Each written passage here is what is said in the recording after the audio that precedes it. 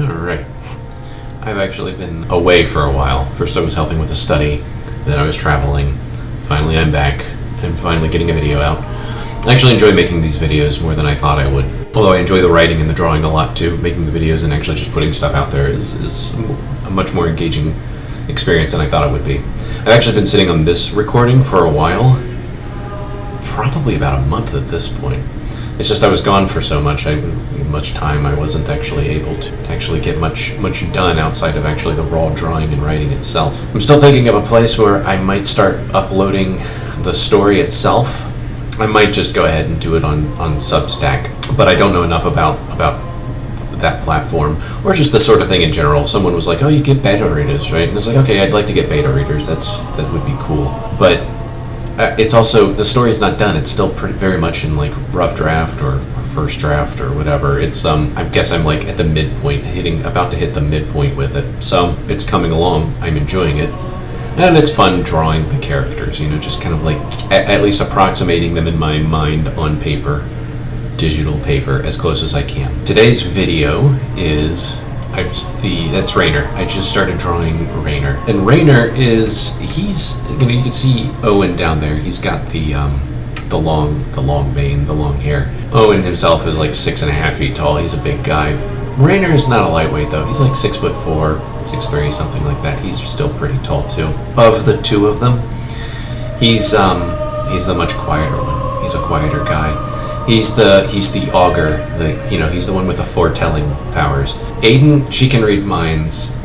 Reinier, he gets visions of the future, and when he focuses on seeing the future, he sees a multitude of possibilities, like possible futures, things that could happen. And as time progresses, those possibilities are winnowed down. Like fewer and fewer things become possibilities as people make decisions, as events unfold and occur. So his ability ends up making him a much more like ethereal character. Like he'll be present, in the room with you, but he's not necessarily present. His mind could be exploring something else, discovering threats, or even engaging. In the story, there's this instance described. It's not really walked through, as a real-time sort of event, but it's described like Aiden, she's able to read minds, so she's actually able to see into Rainier's mind when he's foretelling, and she's able to get the weird experience of basically feeling like you're somewhere else doing something else, and then coming out of that and realizing, no, that never happened. You were never gone. You were always just chilling in the room here. And so one of the experiences she observed was there was another augur who was thinking of coming up to their territory. Lasanti is the name of it in the book. Reinier basically saw where she might be entering the city, like how she would get there, discovered it, and made the decision that should this happen, then I will meet her at this point, and I will explain to her what this family, its territory, and how we govern it. And it's essentially a redeemed vampire. I like the redeemed vampire archetype, where it's like they try not to feed on people, or they feed as little as possible on people. They find alternative means. And so in this possible future where he meets this possible person coming to the city, he explains to her, we don't tolerate that.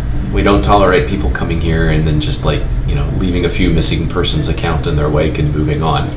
So you're not, if you come here, we're fine, basically chaperoning you as and while you're here, but we're not going to let you slink around in the back streets and kill people as your appetite dictates. And so she ends up making the decision, okay, fine, because as augur, she also sees this possible future where she receives fair warning. And so once she receives the warning in this possible future, she makes the decision not to go to Lasanti at all, which terminates that possible future altogether. Essentially putting Reinier in a situation where he had a conversation with somebody that never actually took place in time. But because it did actually take place in this possible alternative timeline, it didn't actually occur in the actual timeline. And so Aiden's observations are, as someone who can read minds, writing into Rainier's senses and observing his way of seeing the future and the ways that unfolds and closes certain things, Reinier as a character, just by thinking about something, can prevent an encounter in this capacity. He can prevent certain things from coming to pass. And he will also say, like there are people who are not augurs, of course, who do end up entering Lasanti, and they end up meeting one of the Ritter families upon arrival. One of the family members, and they basically get the warning, like, look, you could be here, but you're not gonna kill people. We're not gonna let you kill anyone.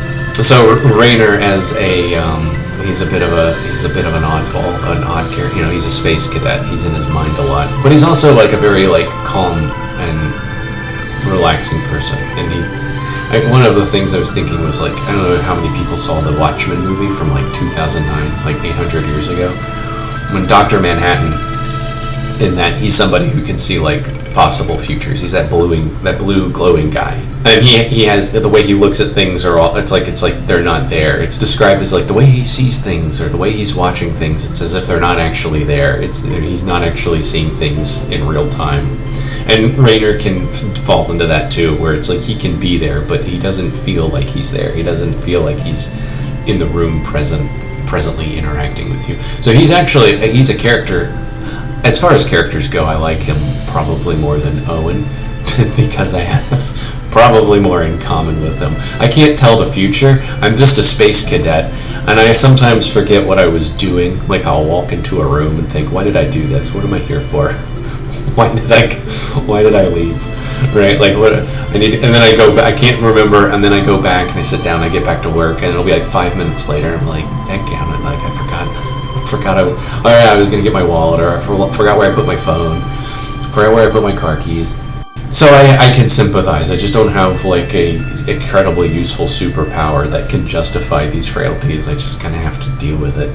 At this point, I had drawn Raffaella. Raffaella is his wife, and she's in the bottom corner of the canvas right now. I move them around as it's convenient as I draw them. So Reinier, well, he's just sort of like a meandering space cadet. His wife is the doctor. She's the so it's like while he's in the these abstract, hemispheres of thought, of navigating things that don't happen or might happen, she's in the real world dealing with things that are presently happening. And so she's also a fiercely intelligent character. The way I probably described this in a previous video, but it's like when she's even looking at a person, she sees what their medical problem is. She's analyzing the medical problem, so it's almost like she's seeing what the challenge is, what the formula is in front of her, thinking of a solution for it, and then she sees the person who's carrying it. So it's almost sort of like she sees the math problem before she sees the person who wrote the math problem. And so she's also someone she's fascinated just generally by the world. Like, the world offers constant curiosities, constant puzzles for her to solve, whether it's in the form of somebody's personal health or something else. So one of the things she enjoys is her husband sees endless possibilities, so many different types of, and she knows that he's kind of a space cadet. So while she's a much more like tactile person, she's much more likely to like start touching him and like squishing his cheeks or something like that to help keep him anchored in the moment with her right then and there. But she's also like super affectionate. She likes to listen to the things that he sees. Like, what are the weirdest things? What are the top 5 weirdest things you saw in the past 36 hours? Right, and then he'll tell her, and she starts probing him with questions. But also, like, Rainer's, he's a buff dude. He's a buff dude. He's handsome. I had to change his face a few times because he's not as. I didn't want him to look that youthful. Like, Rainer's supposed to look like he's in his 20s. And so Raffaella, of course, likes touching him for different reasons. She likes his company for many reasons.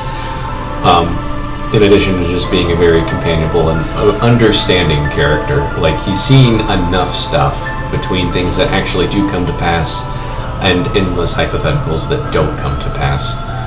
He's seen, things that are very likely and things that are very unlikely. So he ends up being, like, not a very judgmental character either.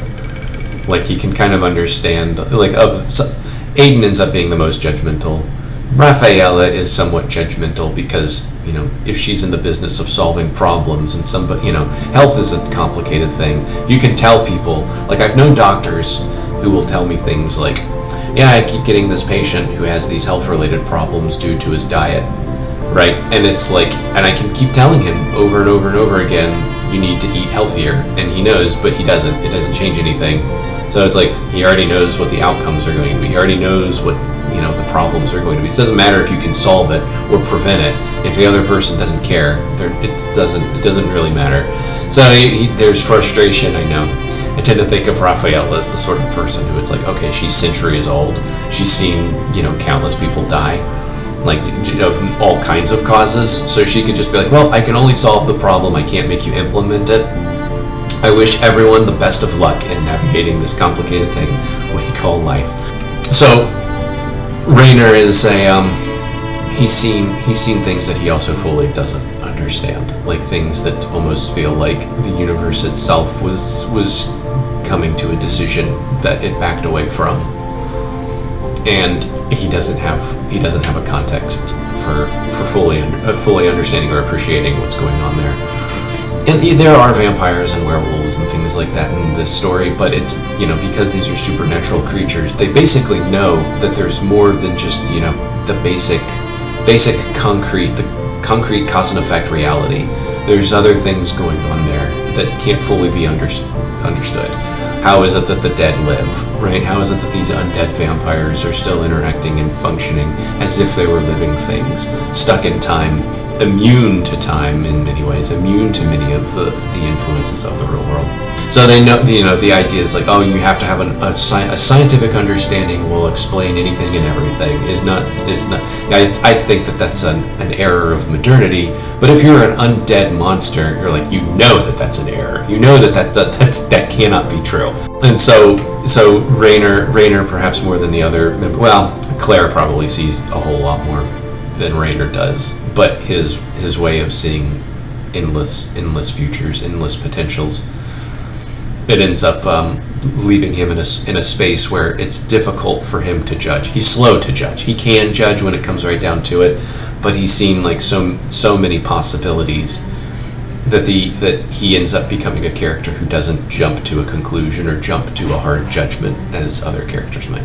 Anyway, I have already started coloring these guys, and I'm considering just uploading those. It's just jumping forward, but I think after Reinier, I do the video of Claudia. I'll have to see. I can't remember. I have recordings, and I just need to get them out as videos, and that's what I intend to do over the next week and a half. Hope you all are well. Take care. Enjoy life. If you have questions, feel free to ask in the comments. I'll do what I can to answer. And, all the fun YouTube things, like, subscribe, so forth. Ciao.